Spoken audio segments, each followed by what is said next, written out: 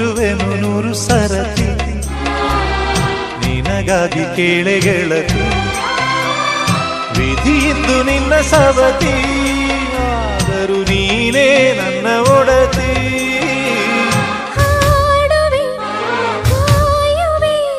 ಸೇರಿ ಸಾಯುವೆ ಆಗ ಬಂದನು ನೆನಪಿಗೆ ಈಗ ಬಂದ